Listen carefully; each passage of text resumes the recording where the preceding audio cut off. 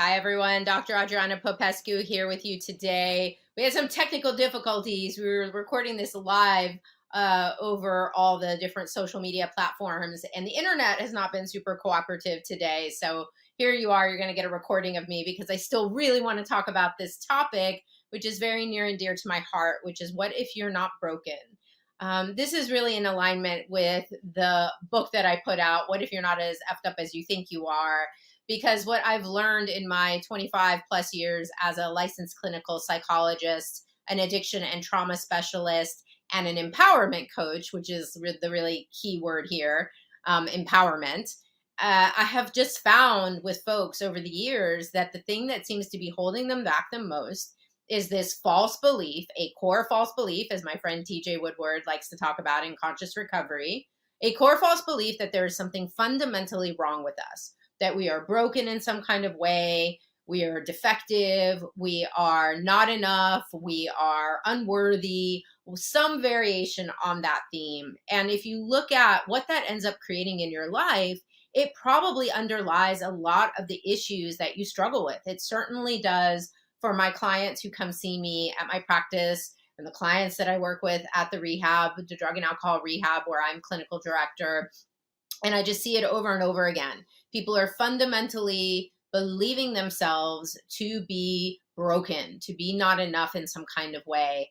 And this is what ends up creating things like addictive behaviors, because when you feel that bad about yourself, it creates a level of shame that is so intense and severe that it's toxic.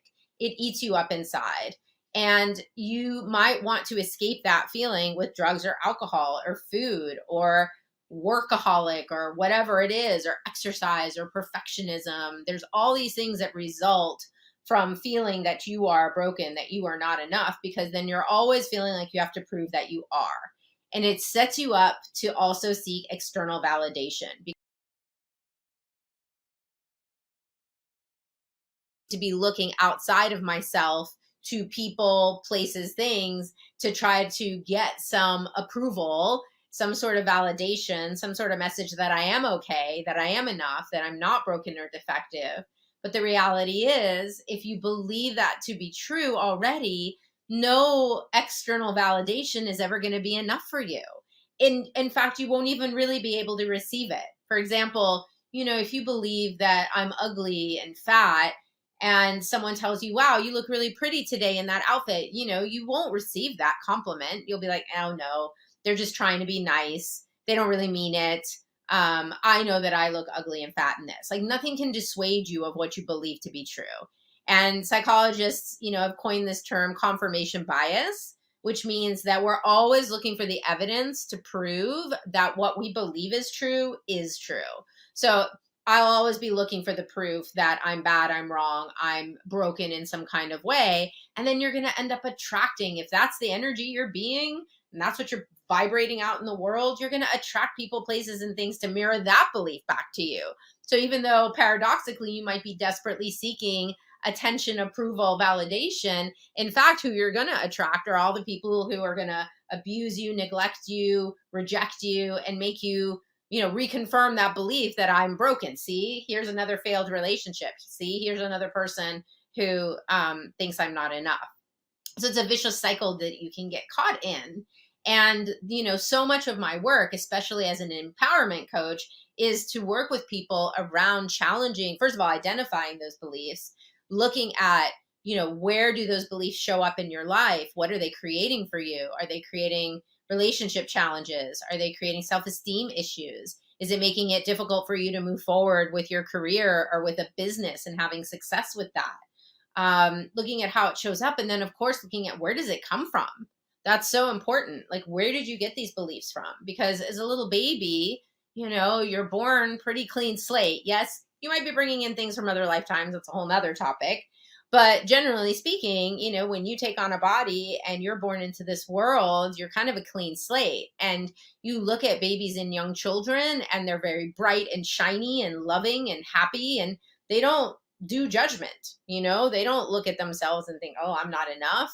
And so they learn this judgment. They learn these core false beliefs, and it can come in so many different ways. It can come through the messages that you get from your family, from the kids at school, from the teachers, from a religious, if you grew up in a religious tradition, you might get messages that there's something wrong with you. Oh, you're not sporty enough, you're not pretty enough, you're not thin enough, right? You might get those overt kinds of messages, and we might call that a form of abuse, right? If somebody's telling you there's something wrong with you, that might be bullying, that might be a form of harassment, that might be a form of abuse. But a lot of times we pick up those messages in more indirect ways. So what was role model to you? What did your parents show you, like with their I'm so ugly, or dad, always complaining about how everyone at work is doing better than he is, or whatever it might be, like what did your family, whoever raised you, role model for you in terms of their own beliefs about themselves? Did they believe in some way that they might be broken or not enough? And so there's that influence. And then of course we have a huge influence from media and social media and magazines and Instagram, and how we see everything through this kind of distorted lens because everyone's got filters and they're editing and they're airbrushing and all these things. And so you see this image of perfection and think, oh my gosh, I don't look like that. I don't My body isn't shaped right? Rather than challenging the notion of maybe our perception of what we're putting out in the public persona is just that. It's a persona, it's a mask, Models don't wake up looking the way that they do in a photo shoot, right? There's hours of work that goes into fixing them up to look in a certain way. That's not truly their authentic appearance. But nonetheless, when we're children, we're highly impressionable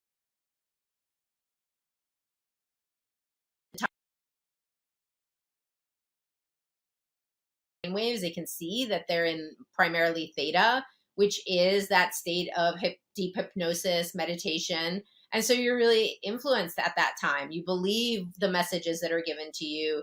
You think the way other people act, especially authority figures, is the correct, right way to be. And so you'll adopt those beliefs. And then they essentially become programs in your subconscious mind. And then you're always going to be functioning from those programs, whether you're conscious of it or not. So my work with people is really about identifying what are these beliefs that you're functioning from? Are they true? Like, what evidence do you have that they're true, and what evidence do you have that they're not true? And can we start to challenge those beliefs? Can we clear the energy around where those beliefs came from, especially if they came from abusive or traumatic experiences?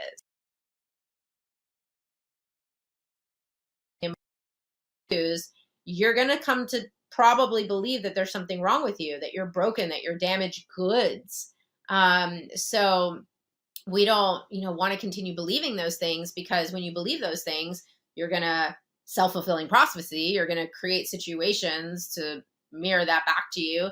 And you're going to feel like crap about escape and some kind of self-destructive behaviors. So it's really about figuring out what these beliefs are, where they came from, challenging them, and starting to really modify them. What's a more realistic belief? Instead of believing I'm broken and defective, like what's wrong with me, always focusing on that.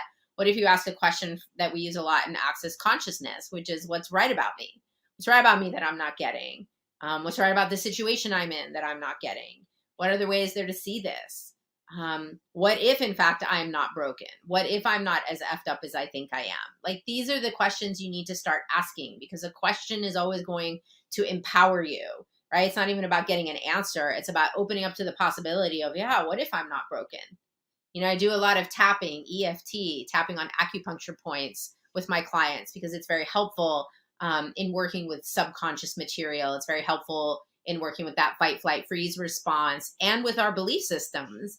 And, when I'm guiding people through dialogue with these beliefs, oftentimes I'll start with, the question, like, what if I'm not as broken as I think I am? What if, in fact, like, I am actually okay? What if there's nothing wrong with me? But oh, well, maybe there's a part of me that still believes this to be true. We go through the back and forth, the ambivalence. There's a part of me that thinks this is true. There's another part of me that knows it isn't true. And we start playing with that ambivalence until we can start to really shift the attention more to, I'm open to the possibility that maybe I'm not so much ease and relief and freedom in people's worlds, because when you're no longer dragging this heavy ball and chain of self-judgment, then you can start to actually create your life. Then the things that might have seemed impossible to you suddenly become more possible. I'm possible, right? Impossible is actually I am possible. So if this is, something you're interested in, spoken a lot about this. Certainly I've written about it. And in my private practice, in my I and my other therapist, Nicole, we focus on this a lot because we have finally discovered techniques that are beyond just talk therapy. They're just talking in circles and getting nowhere. We have tools and techniques that actually will shift the energy and really start to create a change around these beliefs. I wish I could say it was as quick as overnight. Certainly miracles can happen and change can come in a flash like that, in a big, profound aha moment. And sometimes we have to work at it. Time you catch yourself going into that negative self-talk, use a tool, tap on it, use your cue. There's a lot of different tools. Use the access clearing statement. We do a lot of different tools that are designed to hit that energy and change it or release it. So we have the ability to do that. And of course, if you want to find out more, you can always find me at firebird-healing.com. But I want to leave you today with, I'm sure many of you have heard this reading before. Sometimes it's misattributed. It came from Marianne Williamson. And I want to read you this quote because I think it speaks so much to the theme of what if you're not broken. So here we go. It is our light, not our darkness, that most frightens us. Our deepest fear is not that we are inadequate. Our deepest fear is that we are powerful beyond measure. It is our light, not our darkness, that most frightens us. We ask ourselves, who am I to be brilliant, gorgeous, talented, and fabulous? Actually, who are you not to be? You are a child of God. Your playing small does not serve the world. There's nothing enlightened about other people won't feel insecure around you. We were born to make manifest the glory that is within us. And it's not just in some of us, it's in everyone. And as we let our own light shine, we unconsciously give other people permission to do the same. As we are liberated from our own fear, our presence automatically liberates others. So what would you like to choose? Thanks for tuning in. See you next time.